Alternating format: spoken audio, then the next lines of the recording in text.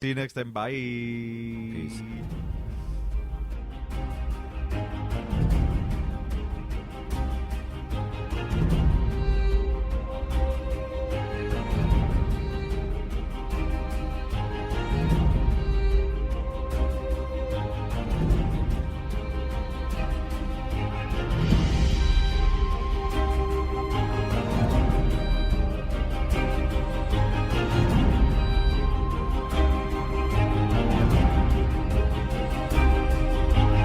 Welcome to a special episode of Watchers on the Couch, Tarantino edition. This is part 2 of Jordan and I's excursion into the world of Quentin Tarantino, and we just got back from seeing Once Upon a Time in Hollywood.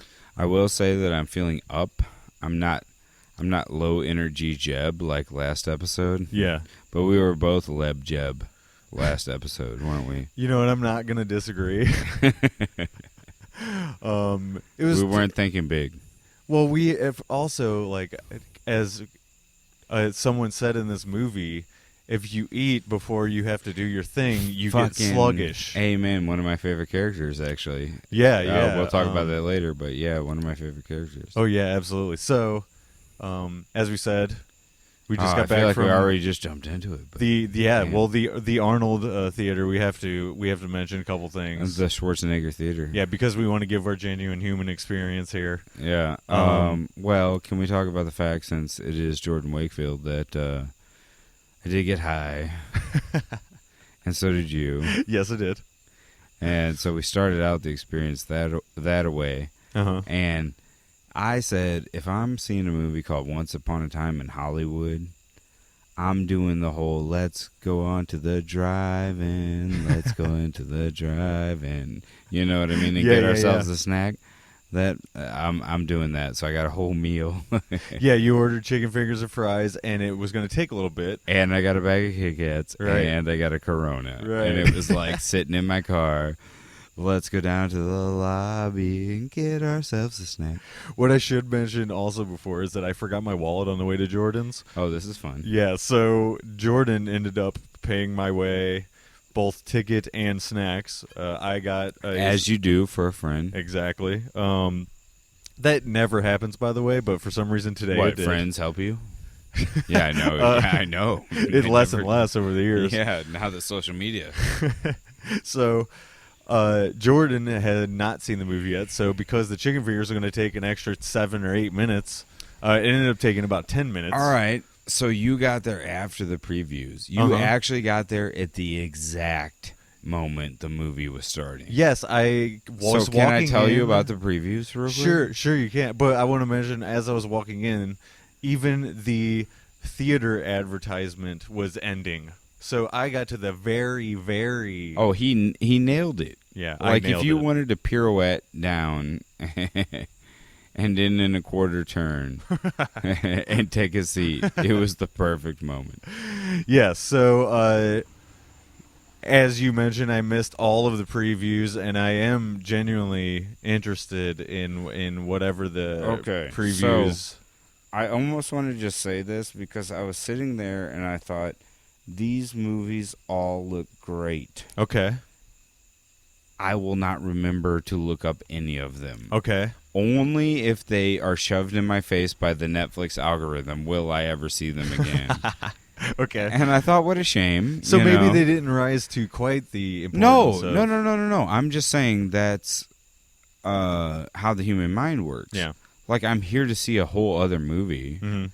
And I have limited mental resources. You're probably going to get erased out, of this night's memories. Does that make sense? Yes, absolutely. Yeah, I'm not going to wake up busting like, oh, shit, I got to subscribe to that website. I got to follow their fucking vlog. Well, also, you're going to be in this movie for close to 3 hours, so yeah. You're going to maybe forget completely. So, actually, right now, I do remember, but that's just because it's tonight. So, let me get it on podcast... What is the medium of a podcast? Podcast ones and zeros? Let me get it on ones and zeros that there are 3 movies I want to see based on the previews. I think there were 4. I'll let you know if I've seen any of these. So something called like Good Kids or something like that. and it's from the creators of Superbad and Sausage Party. Good Boys. Good Boys, yes. Okay, so you know it. It's really young middle schoolers cussing like sailors, and just involved in all sorts of adult situations, which is probably 50 years from now we'll say that was bad for the kids. Yeah. But right now it's fun and popcorn. Yeah, I actually know. We have a little bit of a noisy street right now. I know I know the African American actor, child actor who is in this threesome of kids who front this movie, Good Boys, and he was on a show called Last Man on Earth, a very funny comedy on Fox that was super underrated. I haven't heard of it, but I think. What you're saying is this is one of the trailers that sort of intrigued you? Oh, it looks good. Like, if I saw that on a video rental shelf, which I never will because there is no such thing anymore. But if I saw it... Rated R comedies were a thing of the past, and now they're sort of coming back. I hope so. Yeah, it seems that way. If I see it on Netflix, I'll watch it. Yeah. Sausage Party seemed a little like... Yeah, I never saw that. I bet it's good. Yeah. I just don't know why I didn't want to watch it. A lot of really good, talented people did voices in it. You know, Seth Rogen. And it's from the... I'm sure they nailed it. Yeah. But anyway, the other previews I saw, there was another comedy, and it was a comedy about the Hitler Youth, which is just bananas. The trailer is, or just the idea? The idea and the trailer. Okay, I need to see this trailer. Do you remember what the title of it was? No, I do not. I'm sure I could look it up. They're not making a lot of these. That's an easy Google. That's a really easy. They're not Google. making a lot of these. Anything interesting in the trailer you want to mention? There was one part where Hitler comes up, and he seems very reasonable. And he doesn't think what he's doing is going to lead to something bad, which is hilarious. You know what I mean? Well, if you can, he could have been like that. Who knows? I want to see the way they portray it in a comedic fashion. It's just fucking. It's kind of like Ernest Goes to Camp, but Hitler Youth. Wow, wow. Well, I look forward to seeing that. I gotta look it up. It sounds. It sounds. Very satisfying. So, third and final trailer? One. Willem Dafoe. An artsy flick about a lighthouse, but it's shot in black and white, and the preview was all in TV square format. Interesting, or immediately intriguing, because you're like, what the fuck? What am I looking at? Set in the past? I don't know how far in the past, but it's about guys in a lighthouse. So it almost feels timeless, like within the last couple hundred years. Like, it could have been 150 years ago. It could be 150 years from now. Could you tell by the way Willem Dafoe was dressed? Possibly? No, because it was like raincoats and stuff. Oh, so, okay.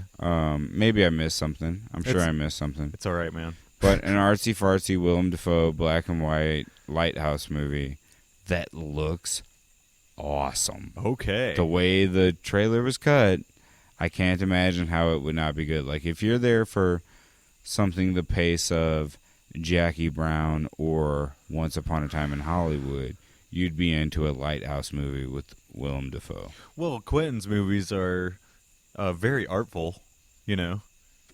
Yeah, they are. They are the pinnacle of the art house movie. Yeah. Most of the art house movies are down at the bottom. They aren't making shit, and he is just an art house director who has had mainstream success. I would say Reservoir Dogs is a total art house movie, and I would say they all are. Yeah, and I think that it being dealing with such intense subject matter, that is what was the breakthrough. Yeah. You know? And just messing with the movie format. Yes, absolutely. So we have other cleanup to do. Yeah, that's exactly where I was going. We forgot 2 movies. All right, so you take one, I take one, because I know more about one, and you know. Actually, you've seen one I haven't seen. I've seen one you haven't seen. Yes. So, I'll give you the first. True Romance. Okay. I'll toss it to you. True Romance was the one that you hadn't. So True Or that Romance, I hadn't seen, I should say. Sorry. If memory serves, the director was Robert Zemeckis. I'm not 100% sure, but if that was him, he was a pretty big player in Hollywood. You know, like he's directed some of the big things that don't necessarily come to mind, but that's not a knock against him. He did Forrest Gump. Yeah, and I'm probably totally wrong about the director. I mean, even okay. So director aside, okay, Quentin Tarantino helped did not write direct it. Did not direct it. He wrote it, correct? He wrote it, and it was bought, I believe. Does he act in it? I don't think so. You told me of it, and I know I've seen previews over the years, but for whatever reason, I never got to it. All right, so here's two things about it that you can tell are totally Quentin Tarantino. Uh-huh. All the autobiographical brushstrokes, like there's a guy that works in a comic shop. Okay. That's pure Tarantino. Yes, definitely. Real life stuff. Yeah, there's a lot of Elvis references. That's pure Tarantino. So he has these big, broad brushstrokes of personality across the script. But he also has dialogue. Quentin Tarantino is known for having snappy, awesome, not even snappy, just dialogue that stays with you. Sticky dialogue. Do you know why he passed it on to someone else to direct? Was he busy with something else? No, I think it was near the beginning of his career, and I think it was sold before he made a name for himself. Okay. So even before Reservoir Dogs? Yeah, there was another script he sold before that. What was it?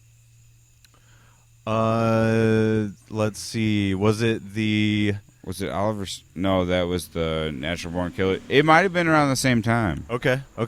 So Natural Born Killers, I don't know which one was sold first, but he wrote two movies that he never directed. Right, and that was Natural Born Killers, which Oliver Stone picked up, and True Romance. And was Natural Born Killers the other one we didn't mention?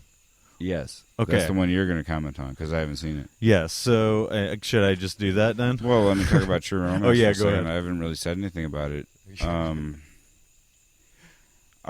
Just Christian Slater, great performance. One of the Arquette ladies, can't remember her name. Great performance. And just very kitschy, in some parts, like Tarantino likes it, which was awesome.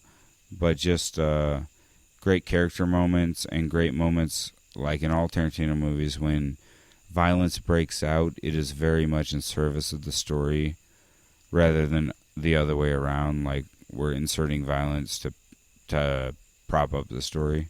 Yeah, like an action movie or something like that. Exactly. It's not like that. Exactly, not like that at all. And so it makes it all that more indelible, Yeah. I'm going to get to that as soon as possible. I know I'm saying a lot, but that's just because I'm high. But just be you, Jordan. I'm trying to think. What is the thing I really like about... I like one of the soundtrack bits. Yeah. Hans Zimmer.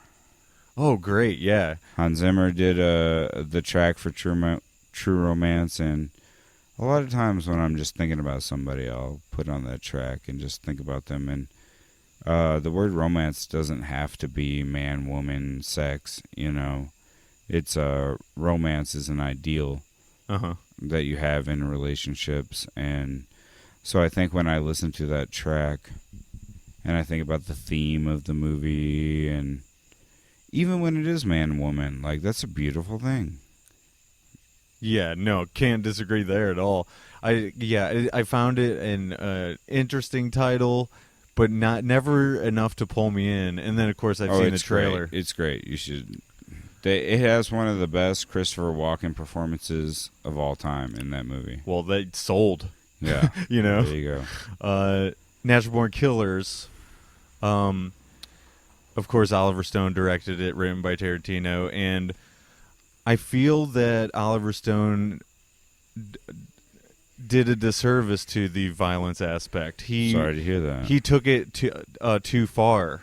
You know what I mean? Okay. Because that you're always riding that line when you're using violence in movies. And you try to push it too far over. Yeah, and I think Woody Harrelson is great in it. the actress who is with him in the movie. What was her name? She was in She's in Dusk Till Dawn. Was she in What's Eating Gilbert Grape?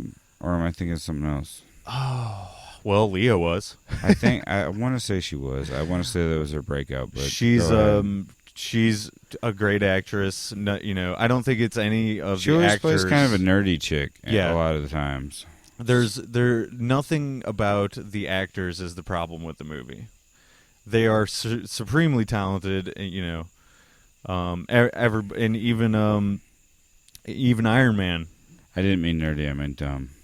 Yeah, that's fine. Even Robert Downey Jr. is great in this movie as like a media guy.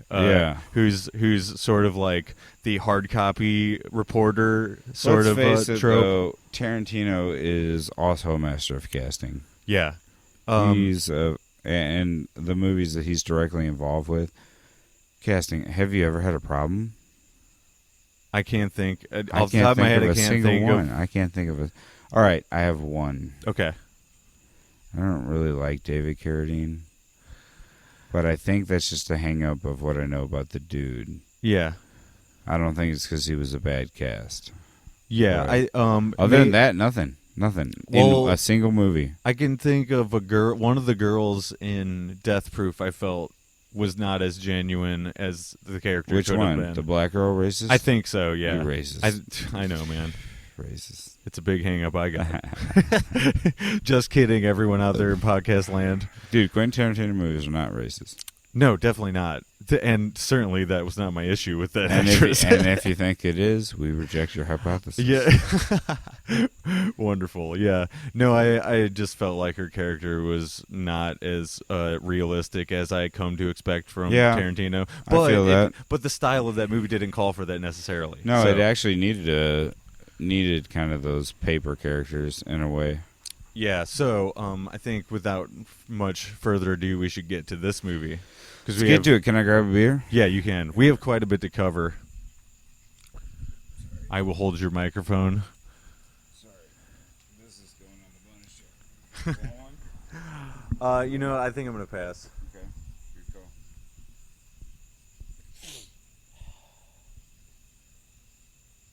That was a good lead up. Oh, yeah, we covered all bases.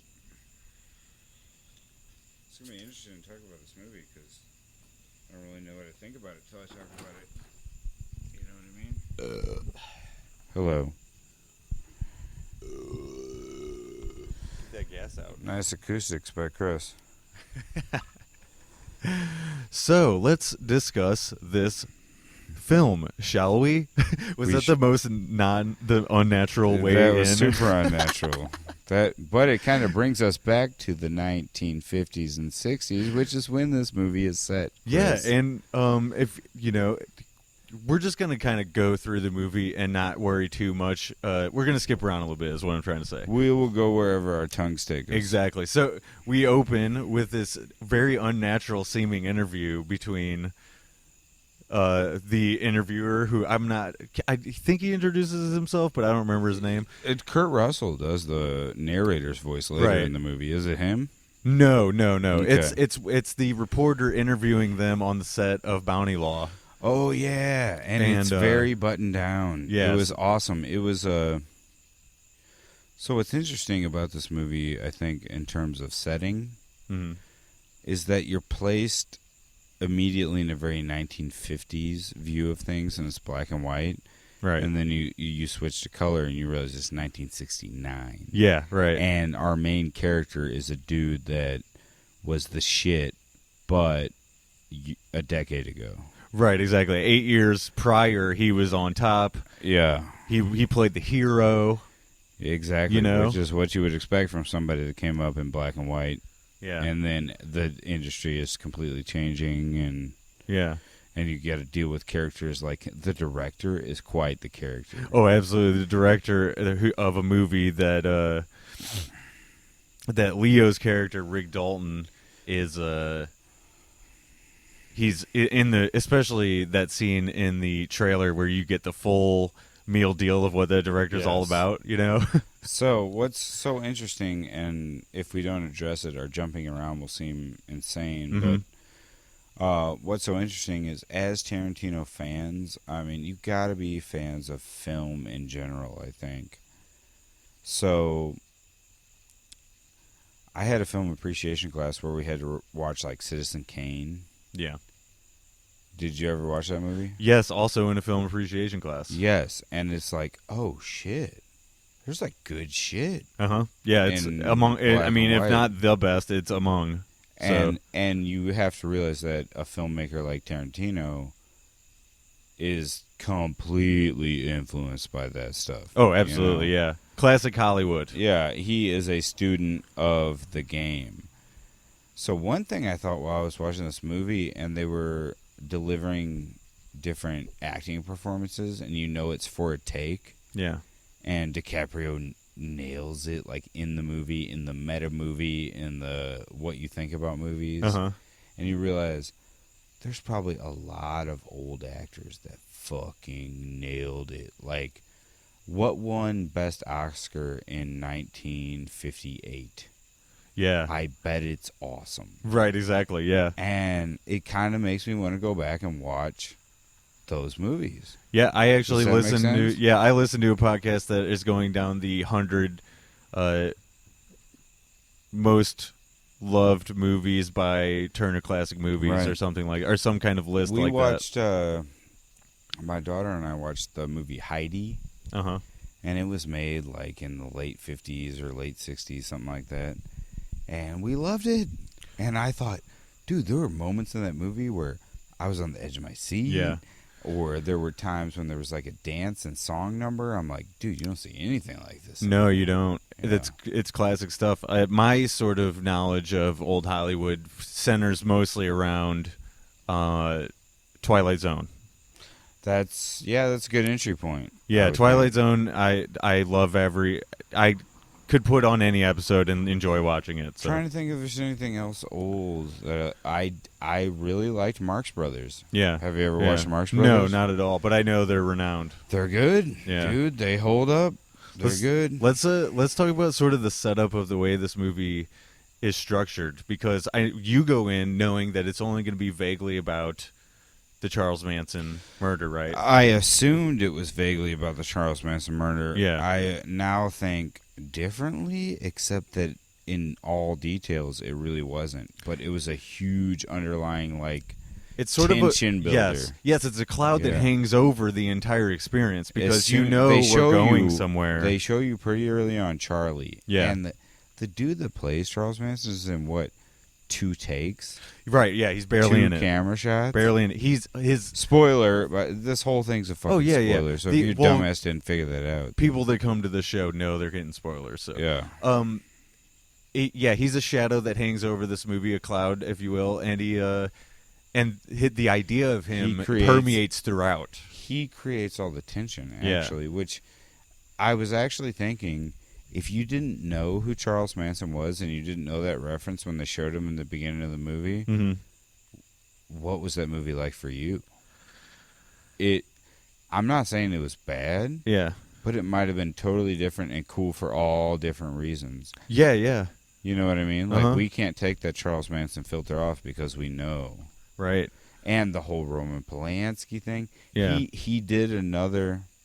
Damn, we're skipping all the way to the end. Well, check this out. I want to set up this at the very top. It's a A-B story movie. Mm-hmm. So you get Rick Dalton and his stuntman Cliff, played by Brad Pitt, of course, and then you get Margot Robbie playing Sharon Tate, and we sort of seldom see her husband, Roman Polanski. He's in the movie, but not a lot of speaking parts. Dude, let's just address the overall plot, and then I have a couple things stuck in my mind that I'm like, these are my main takeaways. Okay. Well, the plot is pretty expansive, so... Well, let's talk about it like that A-B. Like, it's I think it's a lot like Inglourious Bastards. Okay. Where you think, oh... there's all these weird things happening, but I know what happens in history. Right. Therefore, when what doesn't happen in history is the thing that happens in the movie, you're totally thrown. Well, then that makes you think about the title, Once Upon a Time in Hollywood. Yeah. It's a fairy tale. It is a fairy tale. And what happens is the Manson thing is set up, and it still pays off in an alternate history. Yes, very much like Inglourious Basterds. Exactly like Inglourious Basterds. And here's another thing I thought was weird. I'm not going to preface this a lot because you can just suffer through it if you don't know what I'm talking about. But I'm just talking Jordan to Chris. Tarantino, huge influence. You can see it in Hafu. The whole premise of Hafu 2 is Columbine, but if someone was there to fight back. Right. So it's an alternate history. Right, you know right, what I mean? right. So I lead you all the way up to Columbine, but there's this character who can murder people, and she flips on the side of the good guys and murders the bad guys. Right. Not seeing it happening.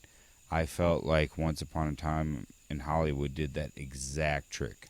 Oh, yeah, definitely. Do you see what I mean? It plays on the tension of Charles Manson that you felt throughout. So the Manson family breaks in. They're going to kill these characters we've come to love, especially, dude. You know, well, let's go back to before they break in. The trigger where you realize it's not going to go the same way, if you know your history about that night, is that girl getting back in the car and leaving. And they go to the other house. Right. But here's the weird thing, Chris. At the very end of the movie, how do we know that those weren't the Manson? Like, it still happened. Right. You know, like one of those Quantum Leap episodes where he tries to prevent the future from happening sure, and yeah. it still happened. Good reference. Like, it seemed like when they walked into that house with Charles Manson, because wasn't he present? He was not present at that murder. He was not present, okay. I believe another murder occurred to the Folger heiress. Yeah, and she was in the movie. And I want to say that he was either there or was outside or something like that. I'd be very interested to look back and see if she was the other lady in the picture, because they did an overhead shot and there was another girl.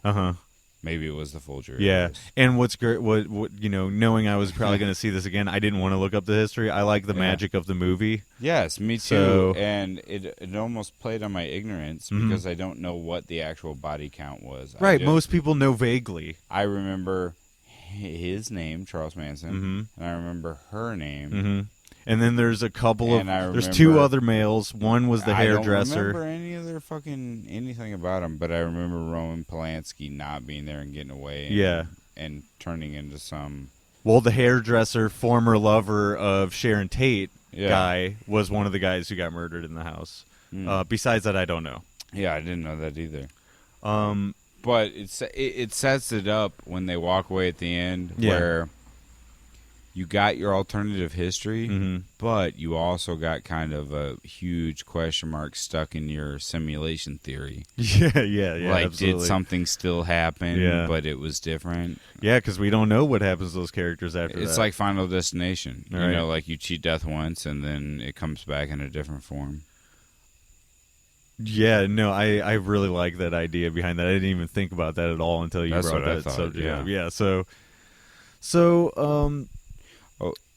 is that the basic plot? I mean, there are so many basically, plots. Yeah. Well, you also have... Okay, so can I throw out something, one of my thoughts? Okay, go ahead. I think it's a buddy movie. Between the stuntman and the actor, I'll say for sure. Richard Dalton and... the A story of them, yes, for sure is. The A story is you have one, and that's why I said this is layered. Yeah. So you have a foundational layer, and the foundational layer is a buddy movie, dude. Yeah, right. And it kind of like really tugged on my heartstrings in a certain way. I found... Especially the I have to let you go part. Yeah. I found their relationship in this movie to be very charming. Both of them together. I felt like they played off each other's insecurities. You know? Neither one stole the show. Yeah. No, they shared the screen very... very well for the star power that's involved there, you know? Yeah. I found myself very sucked into their stories, and I never once thought, that's Leo, that's Brad, you know? No, it was a great buddy movie, and the underlying theme, I think, is actually very sad. Yeah. Do you want one? Sure. Yeah, it's very sad, like, you know, hey, we're friends, but we can be better friends under these circumstances. It's kind of like when you have a childhood friend and you get to spend the night with them all the time. Mm-hmm. And then when you get older, it's not like they're less your friend. It's just you don't have time to be with them. Yeah, and there's a point in this movie where he has to be like, I can't afford you anymore. You're going to have to move on and find... That was so moving. I found that tremendously moving. It was a huge takeaway. So, Rick Dalton, as we mentioned before, is a sort of falling star in Hollywood, and he has Al Pacino's character, who is an agent, and he's telling him, you need to go and be the hero again. Hollywood is screwing you. Did you feel like there was a little bit of commentary on John Travolta? No, I don't think that's... You don't think there was any commentary on how John Travolta turned his career around and how Tarantino helped him in the Richard Dalton story? He's done that for multiple actors. That's what I'm saying. So that, you don't think that was there? I didn't make that connection while watching it. No. I was very... I was making it throughout the movie. It's kind of like, how are you going to... And if you achieve fame again, how will you handle fame? Now, Dalton, I don't feel like he ever got that fame, except when he was over in Europe. Yeah. And he got a wife out of it. And he came back and he kind of Americaned it up. Like, he was just like, I'm going to live in a cul-de-sac. They say, the narrator says he gained 15 pounds. Exactly. You know? Exactly. I love it. It's like the end of Goodfellas. So whenever they're giving this sort of backstory while he's talking to this agent at the restaurant, the narrator shows you a commercial he did where it was called Hullabaloo, and they played a song about the green door. Well, I wanted to comment on that. I brought it up intentionally for you to tell me about this song, The Green Door. Well, Chris, this is going to be very interesting because we recently had a conversation. In that conversation, we talked about how... Dude, you know who you really want to hang around is those friends that you run into them and through no fault of anybody's, you just haven't talked to them in a couple months and you run into them and they're up to something, right? Mm-hmm. I talked to you and you were like, I'm doing skateboarding. I said, oh, fuck yeah, you're up to something. Yeah, yeah. I'm taking on something new. I'm trying to open up a new lane, you know? Mm-hmm. Not just going through the motions of life, actually starting an adventure, you know. So I recently joined a group called Toastmasters. You ever heard about them? I'm sure it has something to do with brewing. No. No? It's a public speaking group. Oh, okay. Making a toast. Oh, okay. Yeah. Toastmasters. Yeah, trust me, when I was a kid, I thought it was about bread, for sure. By the way, I recently saw a meme. It was like, whoever the motherfucker is that said, I'm taking a bite into bread. No, cook it again. Genius. He invented toast. That's great. But Toastmasters, no, it's a public speaking group. Okay. Where you get together once a week and you have to do, like, you do a speech or you get picked randomly to speak and all this stuff. And why did I bring that up? I brought it up. The Green Door? Oh, the Green Door. Thank you. So that's what I've been up to. And I went to a meeting and we have all sorts of different members. And a lot of the members are older. And this lady, she's like 80-something probably. Yeah. From New York originally, still has the accent. Mm-hmm. And she gets up and I'm like, and she shows, she says, edit that, producer Tim. She says, I'm not practicing a speech. I'm practicing because at the St. Charles Convention Center or wherever the fuck it was, I am performing The Green Door. And I don't really sing, but I can play the guitar. So she gets the guitar and she starts strumming and she does The Green Door. And afterwards I was like, that was pretty fucking awesome. You know, like a normal Tuesday night would have not been as entertaining as what I just saw. And so when she did this, was it before the movie came out? It was before I knew the movie was coming out. Yeah. It was before I knew. So it's just a song she liked. And the only reason I knew it was in the movie is because somebody came to the meeting and said they saw the movie and that song was in there. Oh, wonderful. Yeah. So you got a little heads up on that. You're like, oh, that's that moment. Yeah. You're like, remind me to tell you about that. Yeah, exactly. It was very cool, but it ties us back to the being up to something. Yeah. You know? Absolutely. Well, let's skip around a little bit. I want to talk about the hitchhiker girl. They sort of hint at her because so driving scenes are a big thing, and yes, that's another thing I wanted to mention is especially in the beginning of the movie, dude, I was struck by all the. I thought of it like he actually filmed a car chase scene with one car. It was the car going from point A to point B, right? But it felt like a car chase scene. Does that make sense? Yeah, because a lot of car chase scenes, they have shots inside. Interior dash, you know. You hear music going. Wide shot where you see them move across the screen.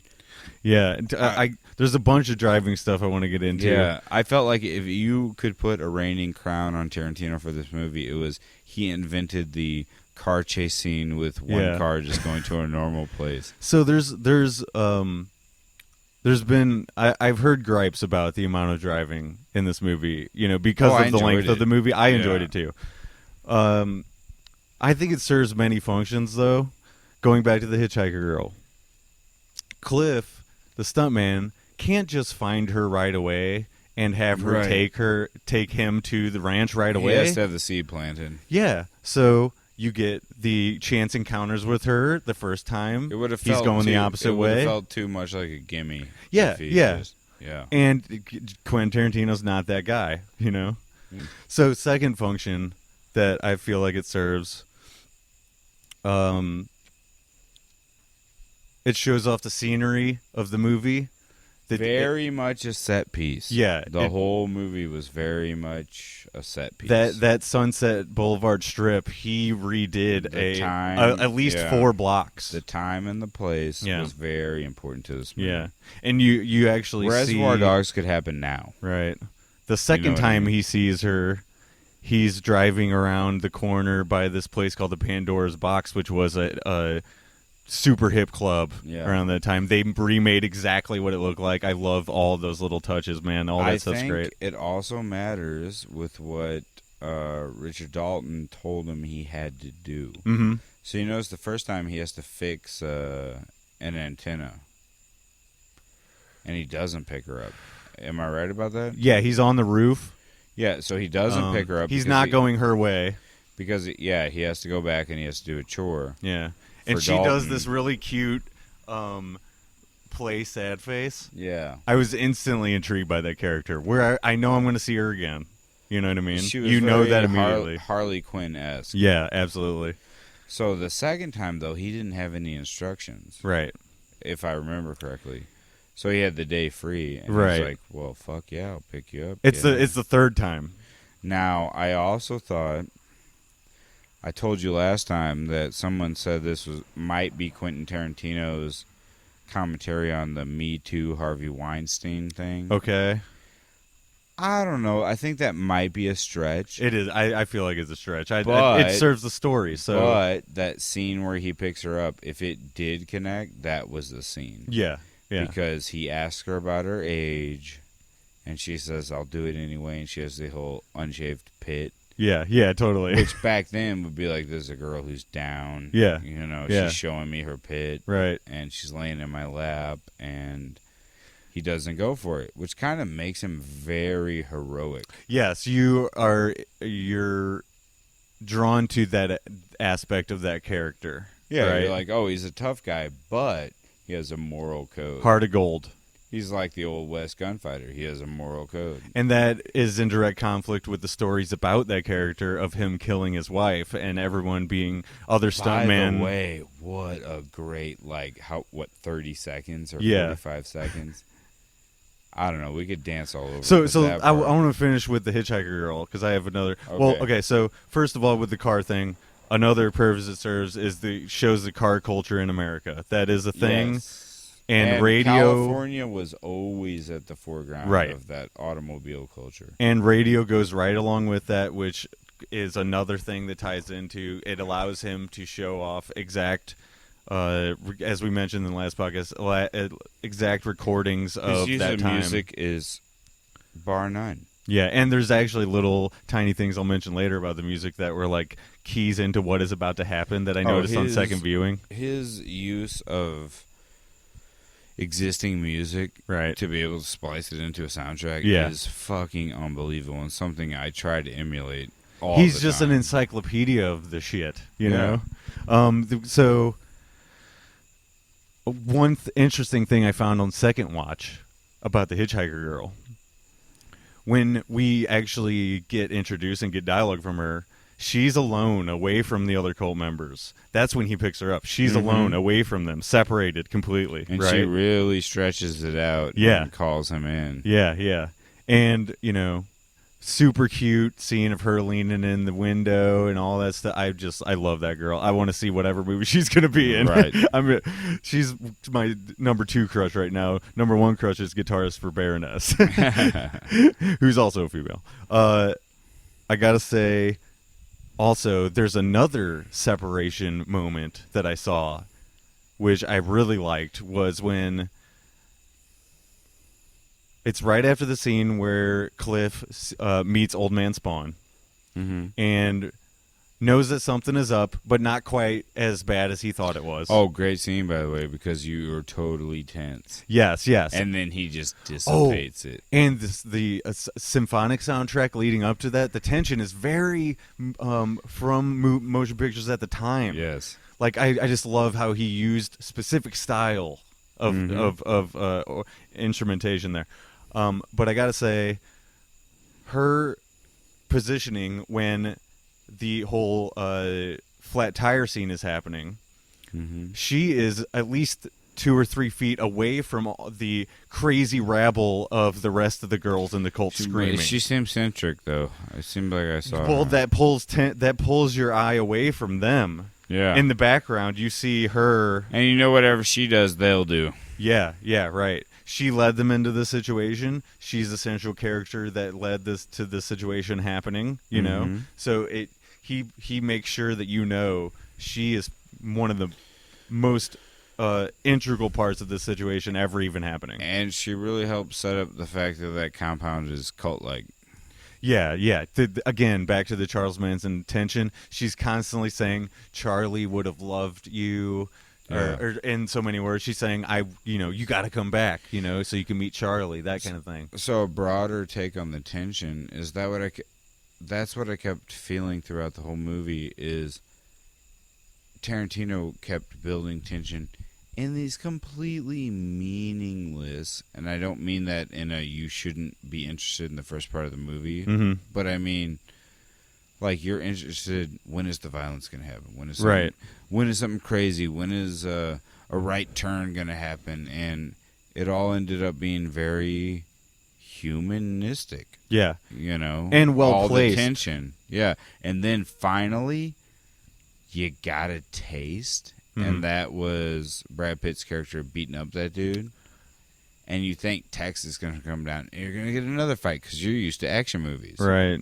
And actually even before that, him and Cliff and Bruce Lee, you get some violence in that too. You had just barely a taste. Everyone walked away fine. Yeah.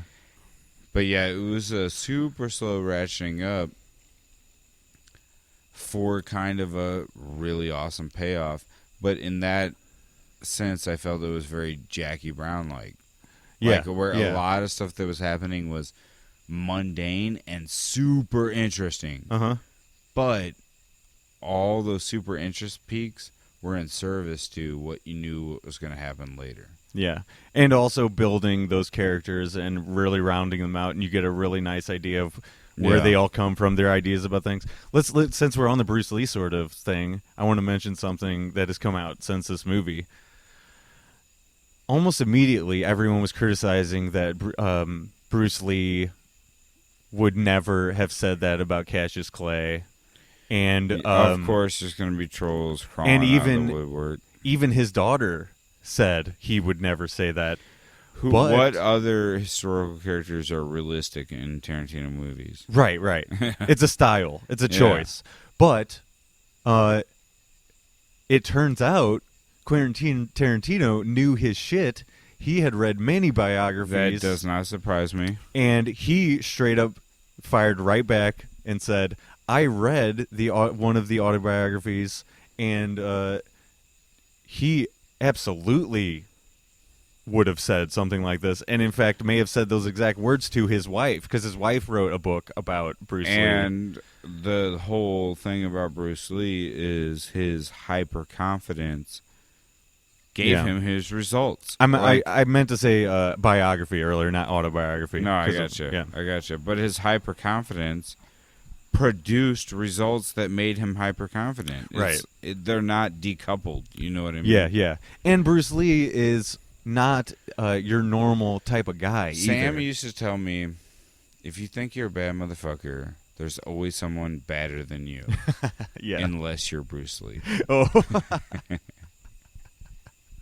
I love it. I loved the actor playing Bruce Lee in this movie. I thought he did an amazing job. He really carried a very long, up-close, rotating scene that, I mean, he carried a huge chunk of the movie for someone who wasn't in it. Yeah, absolutely. That's major. That actually reminds me of the Sharon Tate stuff. She was the actress who played her. Margot Robbie. Margot Robbie also carried huge chunks of screen time on her own. Yeah. And usually doing not very interesting stuff, and she did an awesome job. Yeah, I was going to mention how so she goes to see a movie that she is a co-star in, or maybe even like a bit actor in, and she's opposite one of the Rat Pack in said film. Dean Martin, and Quentin Tarantino makes the choice of, while Margot Robbie is watching the movie, he didn't superimpose Margot Robbie's face onto Sharon Tate. Yeah, they just played Sharon Tate. You saw a little bit of that, I think. Part of it was when you were in the restroom. Yeah, I like that. But it was a great moment because it shows like it's actually honoring her in a way. The Sharon Tate herself, and 100%, and also actually the way that it ended honors the memory of those people. Yeah. But see, he did both though, because Rick Dalton he was able to. He superimposed Rick Dalton into an old movie, The Great Escape. Yeah. So he actually played both sides of the card. Dude, there was so much that I watched that movie and I thought to myself, he is making brilliant genius references that I'm not even picking up because I don't know any of these old movies. Well, Great Escape is a kind of legendary movie, which makes me, like I said before, want to, dude, maybe the next Watchers at the Movies, we watch a black and white, known to be awesome movie. Yeah, I'm down. I actually recently watched a World War II sort of themed movie that came out in the 60s. It's maybe not The Wild Bunch. It's very Inglourious Bastards-esque. Right, which is why he made Inglourious Bastards. And that would make a perfect one for us to watch. That'd be great. So let's go back to Rick Dalton for a couple moments here. I want to mention Rick Dalton's sort of fall from grace and his you see his insecurities in acting in where they're filming that Western with the guy who's the star of Justified. Yeah, and Timothy Olyphant. Yeah, he's great too. He is just a great actor. And he plays an actor very well. He fucking nailed it. He did. In a way that made him not a star. Right. Does that make sense? Yes. Not the star of the movie, and that shows a great actor because he's like, I'm here to play tennis with you. Yes. And you will look. He plays down while Leo plays way up. I really liked the choice when they're when they're showing him making these this film in particular, and a little bit otherwise in the movie, but they don't show any cameras. You just hear the director, right? And they show it once at the very end. They break that fourth wall, right. And he goes over and talks to the director, and you see all the people behind the camera. You see Dalton throw a fit after he flubs up some lines. You see him in his trailer. So let me talk about that. Yeah, totally. I feel like if you zoom out, what's really successful about this movie is he addresses that very Henry David Thoreau kind of thing. The most men lead lives of quiet desperation. Okay. Which we all want to be the top of the pyramid. We all want to be the movie star. Mm-hmm. Imagine being the movie star for like a minute. Yeah. And then sliding back down. Yeah. The pyramid. That's what we got to watch with Richard Dalton. Yeah, and you see all the steps. Yeah, you see all that, and it makes you kind of realize, like, all right, maybe my life I'm not 100% happy with, but even if I was at the top of the pyramid, I would have 20 to 30% of my life I wasn't happy with. And maybe even worse, if I was at the top and then slid down, even though I'm way higher than where I actually am now, the me who's talking, it would feel worse. Right. Do you see what I mean? Yes, yes. I still live on a cul-de-sac in the Hollywood Hills in a semi-mansion, but I feel like the lowest shit on earth. Right, yeah. Which is where I live in a subdivision. Yeah. And we're all in a constant battle to achieve this idea that we have of ourselves. It's hedonism. Yeah. And the thing is, you will adjust. Right. But when you're on the downslope, it feels just as awful to go from 10 million a year to 9 million a year as it does from going to 40,000 to 25,000. It feels right, just as awful. We're all the same. Yep. Which, when he makes his rise, and you see him nail that scene with the little girl. Oh my God! That so uplifting. It makes his story pay off so much, and we're not even to the end of the film yet. You know what I mean? No, but we kind of hit his. It's in the third act. We hit his arc. Yeah, we hit his hero moment. We also should mention Luke Perry plays a bit in this. That was his final role. I found myself a lot going, "Is that Luke Perry?" Yeah. Yeah, but so now that you say it, I know it was. It was his final role, and what a one to go out on! Like, what do you mean final role? Did he die? Yeah, he passed away. I didn't know that. Yeah, it's kind of a shame because, actually kind of fitting because this was again a rise, right? Yeah, he was able to come in and play in one, if not the one of the most acclaimed directors of our time. Probably the. He is Rick Dalton. He was in 90210. His star fell. He came back, and he played a bit. That's why Tarantino does all these things, man. Yeah. You see the same theme all throughout the movie. That's why I said it feels like he was almost commenting on John Travolta. Yeah. I could totally see where you're coming from on that. Absolutely. Yeah. Another moment I want to make. John Travolta.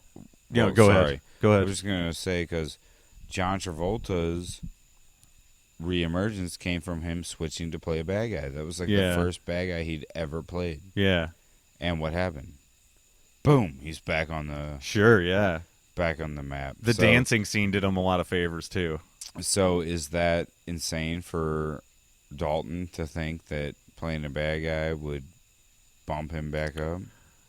No, yeah, it makes total sense. Can I say one thing? Yes, absolutely. All right, so the last thing on my list of things, because we covered everything else, was... I got a couple more. which we'll do. Sure, yeah. The little girl. Yes, yeah, she's fantastic. The character felt like very... misplaced is not the right word, but you know what I mean? Like, it's not like she didn't work. Uh-huh. But she was this interlude, a very different interlude to the whole film. And the scene where he's telling her what the book is about and starts crying. My favorite scene, man. It was that's one of the pinnacle scenes in this movie. That's honestly, my favorite scene. You get right down to the core of who Rick Dalton is, and he couldn't have done it without her. Yeah, right. You know, like that scene doesn't work without her. And she is the opposite in every way of him. She was almost the Jiminy Cricket character. Yeah, right. You know, she's the spark of innocence in this movie. You know, the child. Great character. Great scene. Leonardo DiCaprio fucking nailed it. I will be thinking about that scene for a long time. Yeah. And I'm sure as a father, it reminds you of your daughter. And as a teacher, it reminds me of sharing books that I love with, kids to try to get them interested in reading. What's great about that is she's the one who's intrigued in what he's reading first. Exactly. Yeah. It's a very... much, like I said, a Jiminy Cricket kind of character. Right. Far less impactful moment, but just something that I know Quentin Tarantino does in his free time from stories from many actors and fellow directors and stuff. When Cliff and Rick are watching his appearance on FBI, which I want to watch that show now. I kind of do, too. That show looks badass. You're watching the show with them. They're in the background, and you hear them commenting on the movie. That's what we do. That's what Quentin Tarantino does all the time with movies, especially old school movies and shows like that. I love the referential stuff, like when he missed the line and said, shit, line. Yeah. It's like, dude, because of the LWA and stuff that the audience doesn't know about, we live that to an extent. And your experience in directing. Well, I always wanted to be a director. Yeah. And that's the only way I could do it. Yeah. And that's the only way I ever have done it, except for the thing I did for the Navy, which you've seen that, right? Yeah, I'm sure that I have at some point. The suicide prevention video. You've told me all about it. I don't think I've ever seen it. You've never seen it? No. I might have to pull it up tonight. I'm certainly intrigued. Yeah, so after the LWA, I made a movie. Yeah. A serious movie. It was the only serious movie I've ever made. And very influenced by Tarantino. Let's just put it that way. That's great. So, yeah, little comments from them, like there's an actor who plays a policeman finding the bodies that Rick Dalton's character has shot. Yeah. And Rick is like, that guy was a dick. Oh, I wanted to talk about the acid cigarette. Oh, yeah, for sure. First of all, what a great hook, like, for me, being a psychedelic, like using psychedelics. Connoisseur. And kind of knowing what it would be like and thinking, oh, how is he going to react to this extreme situation? Mm-hmm. And the way that it was written and Brad Pitt played it, perfect, dude. Yeah. Like, it could have easily gone the other way. It could have gone into a meltdown. Yeah. But the way he played it is also totally possible. Yeah, no, he confronts the extreme aspect of what is going on with total joy. Total silliness. Yeah. This is a cartoon. He's like, are you guys really here? Yeah, this is a cartoon. He's like, I'm as real as a donut. If somebody said that to me when I was on mushrooms, I'm as real as a donut, the whole world would have just been like, are donuts real? I don't know. Yeah. This guy is a donut. His head is a donut. I don't fucking know. And the tease of the dog early in the movie. Yeah. Becoming such a sweet dog early in the movie. And then you get... at the end of the movie, that's what pit bulls are like, though. It's perfect. Yeah, he's the pit bull's the wild card in the situation. Totally obedient to the owner, and still a total killer. Yeah. Amazing stuff. I actually forgot about that he had total control over the dog till when it happened, and it totally paid off. And I was like, oh, that's perfect. Oh, it worked for me. That's fucking perfect. I named my cat Nuri based on the fact that I know that you can train animals to really do whatever you want. Mm-hmm.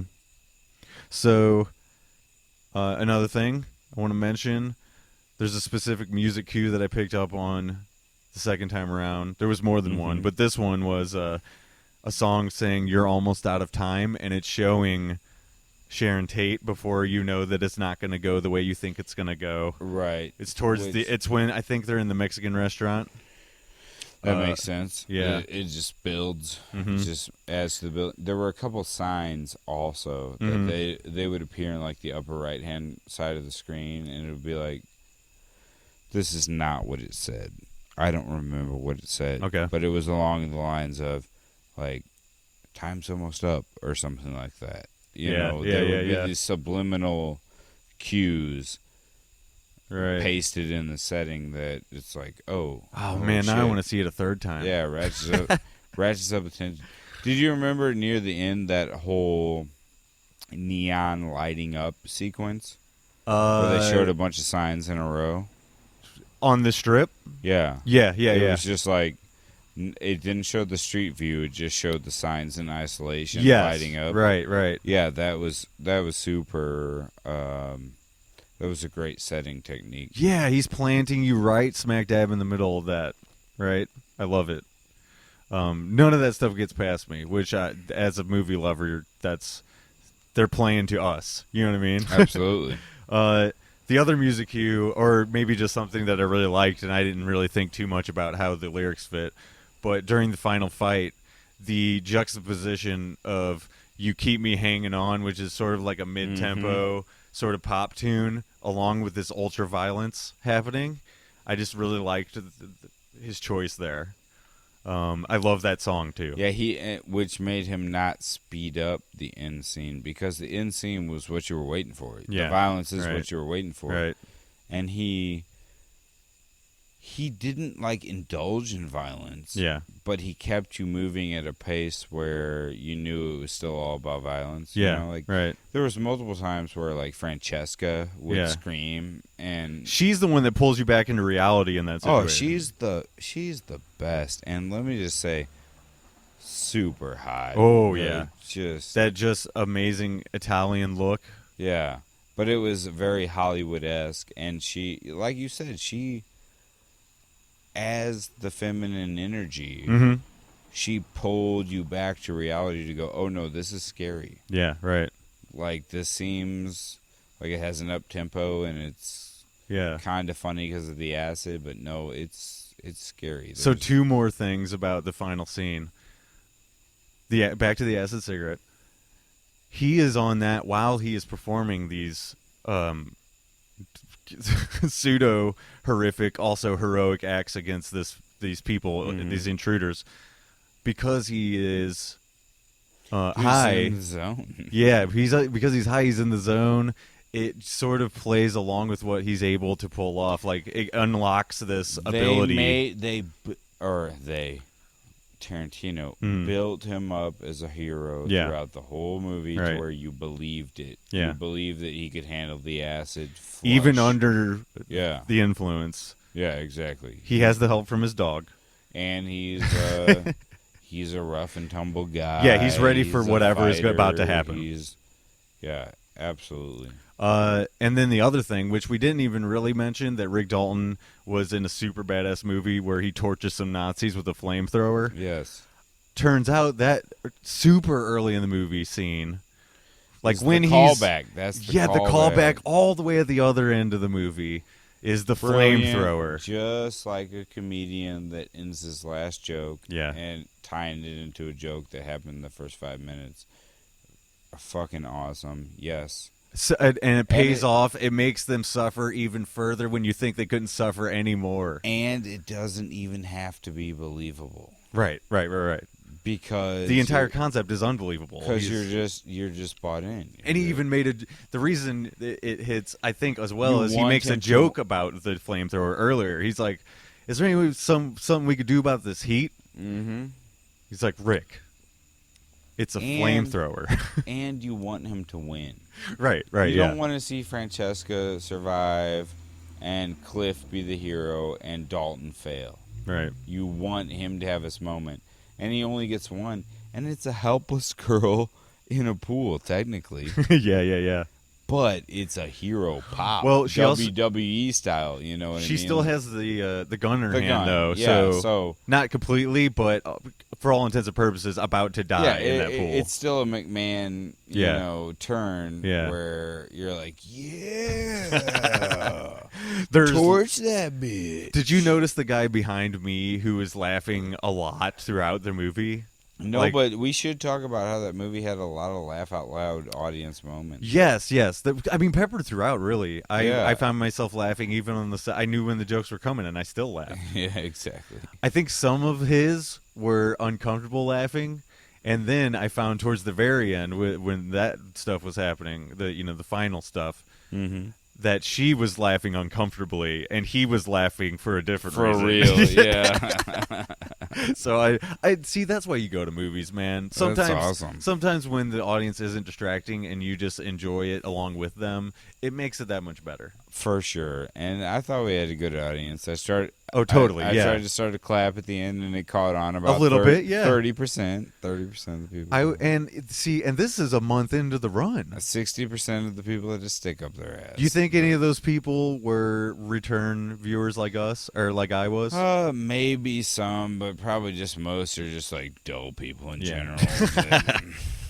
They're not passionate to see. They're like, oh, Friday night, Saturday night, Saturday night in Arnold. What else we gonna do? What do we see? I don't see. So before we wrap up, I don't see rated R movies. Once upon a time, man. Hollywood, stupid. Stupid ass. I fucking always have to go. Hollywood. Once upon a time in Hollywood. Okay. I bought 2 tickets for Once Upon a Time. Before we wrap, because I don't want to wrap on that. We have to talk about Red Apple cigarettes. Oh, okay. The after credit scene, I almost got up to go use the bathroom right away on first viewing. I was my dad had already seen it. He was already on his second, and that was opening week. Wow. So my dad is a mega fan of movies in general. It isn't necessarily a Tarantino thing, right? Although he is a Tarantino fan. That's cool. He gave me the tip, hey, let's wait a minute, you know. And the commercial of Rick Dalton back in his Bounty Law days selling cigarettes that are the least burning on your throat. Well, you could tell that Tarantino was doing hyperbole there. Yeah. Like he was way exaggerating that. But what was so cool is it tied it to a very dramatic scene in his trailer where he woke up not feeling great, thought, I'll smoke a cigarette that'll, make me spruce up. Yeah, head in a bowl of ice. And it didn't make him spruce up. Right. He coughed more, and he took, I think 3 or 4 drags and then threw it down. You never see that. Right. In any other movie. You do not see a cigarette not working and someone going, bah, and putting it out. Yeah. I thought that was awesome. Leo's choice to stutter as well. We didn't even mention that. He stutters throughout. Does he? Yeah, but it's only when he's in his real life, when he's dealing with the world, when he's stuttering. Anytime he's...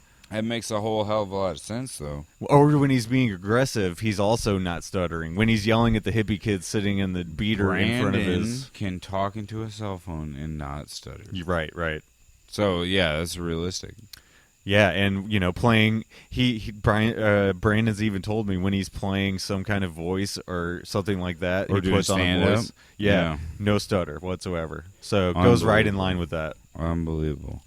But right. I absolutely love the choice of the Red Apple commercial. I feel like it helped even more of a me love a movie even more. So well, what was interesting about that movie was there are so many isolated great scenes. Mm-hmm. They're not even real scenes. Right. They're the characters acting in a show. Right. There's so many moments like that where it's like, hey, that great scene from Once Upon a Time in Hollywood that had no bearing on the story. Right, yeah. it was character development, so I don't mean it didn't actually fit. Yeah. I just mean there are so many great isolated scenes, just like that Red Apple cigarette commercial. Mm-hmm. You could watch that on its own and think, oh, that was interesting and cool and well done. The movie was full of those. There's like Easter eggs everywhere. Yeah, and you could play that out of context, like as a YouTube clip or and something you like could that. play tons of those Western movies or those spaghetti Western clips or the mob movies or whatever, or the car chases, and say, isn't this cool? Yeah. What's it from? Oh, it's a make-believe scene in Once Upon a Time in Hollywood. And the real trick is being able to edit all of that together and make it cohesive, and I feel like he really pulled it off. Facts. Both of us, super huge fans going in, but will continue to be so because even to this day, he's pulling off great movies. So I would just say, if you're going to go to see it, expect a slow burn and enjoy the slow burn. Yeah. Because you're going to get a lot of mellow hits the whole way through. Yeah, and I really hope that somebody didn't listen to this first, because it would take away a little bit. You'll be all right. It's still going to be fun. If you're a fan, you'll get to it anyways. Just like you're going to get to Inglorious, or you're going to get Hateful to Eight. Hateful Eight, and I'm going to get to True Romance. Exactly. And we'll reconvene afterwards. Thank you. Sounds like a part 3. Yeah, exactly. And well, maybe even part 4 after we do The Dirty Dozen. That's the name of that movie I was trying to think of earlier. That's a fact. Yeah. Okay, so with that, we'll say goodbye, everyone. Goodbye. Ciao. Bambino.